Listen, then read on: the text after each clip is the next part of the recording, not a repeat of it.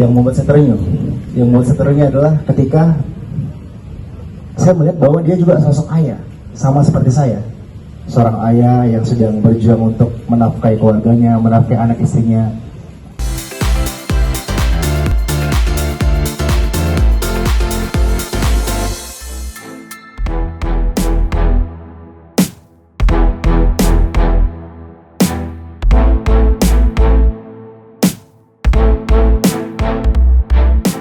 Selamat siang, salam sejahtera bagi kita sekalian, rekan-rekan media yang saya hormati.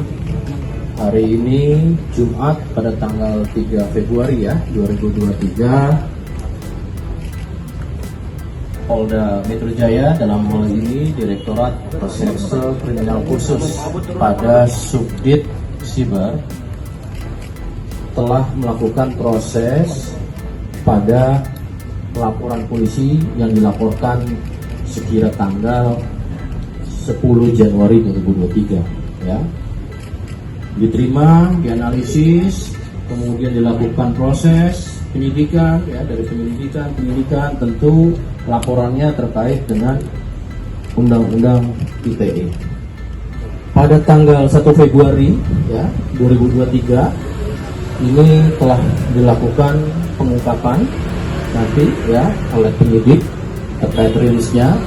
Namun dalam hal ini pelapor kita sama-sama ketahui Mas Rizky Bilar ini dengan atas nama kuasa hukumnya Mas Sadra Seswadi melaporkan dan kemudian mendapatkan progres. Sampai dengan saat ini progres tersebut nanti akan disampaikan oleh Mas Rizky Bilar sendiri. Terima kasih sebelumnya buat Bapak dan beserta jajaran dari Kapolda yang telah cepat tangkap ya, berhasil menangani kasus ini, kasus berupa pengancaman kepada saya. Dan ya pada akhirnya seperti yang kalian tahu bahwa proses restoratif justice telah berjalan, di mana saya dan tersangka telah sepakat untuk melakukan perdamaian ya.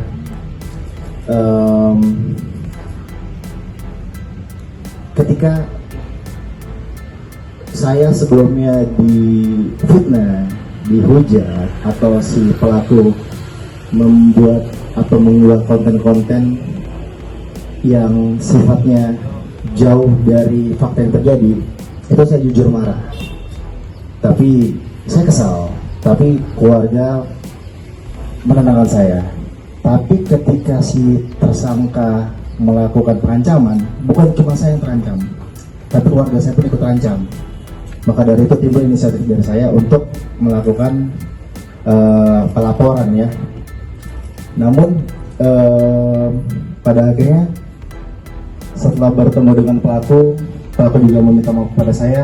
Hati nurani saya berkata bahwa saya juga manusia biasa, saya juga punya kesalahan, dan kapasitas saya sebagai manusia adalah untuk saling memaafkan pada sesama. Namun kedepannya mudah-mudahan saya harap dengan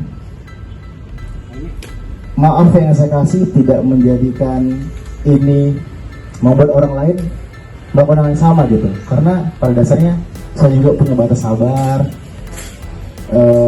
dan intinya kedepannya mudah-mudahan semua orang, tidak hanya saya, juga pelaku, bisa belajar untuk sama-sama memperbaiki diri, untuk menjaga lisannya, menjaga tutur katanya, gitu. Hanya itu yang dapat saya sampaikan.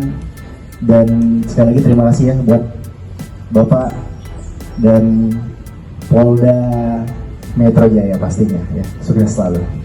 Bilar, untuk ancamannya seperti apa, Lar? Ya, ini prosesnya sebenarnya kronologis begini. Ketika si pelapor sempat membuat unggahan-unggahan yang berisi statement-statement palsu tentang saya, lalu saya membuat story di akun sosial media saya yang menampilkan wajah si pelaku saat itu. Ternyata respon pelaku adalah justru melakukan pengancaman kepada saya, mengancam saya dengan mengatakan ingin menggariskan leher pada saya saat itu. Lalu seketika setelah berkoordinasi dengan pengacara saya, akhirnya ada inisiatif untuk melakukan pelaporan karena merasa itu sudah di luar batas. Dan akhirnya kita membuat laporan ya Bang ya, dan alhamdulillah semua telah selesai, telah beres. Pelaku juga sudah meminta maaf dan saya rasa cukuplah untuk bisa memberikan pelajaran sama-sama untuk kita semua ya.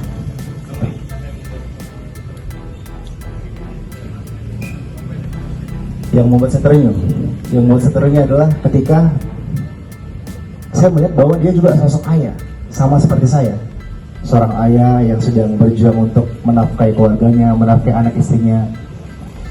Dan ketika melihat penyesalan dalam dirinya, ya mudah-mudahan kita harap itu tulus ya. Mudah-mudahan dengan ini bisa menjadi pembelajaran penting buat dia juga, buat saya juga gitu untuk kedepannya. Ya, dan satu lagi, saya tidak pernah saya selalu diajarkan oleh orang tua saya untuk tidak pernah menaruh dendam kepada siapapun. Jadi untuk pentingnya saling memaafkan, tapi perlu diingat bahwa jangan memanfaatkan atau menyalahgunakan keibuan orang lain untuk melakukan hal yang sama. Itu paling yang ingin saya sampaikan.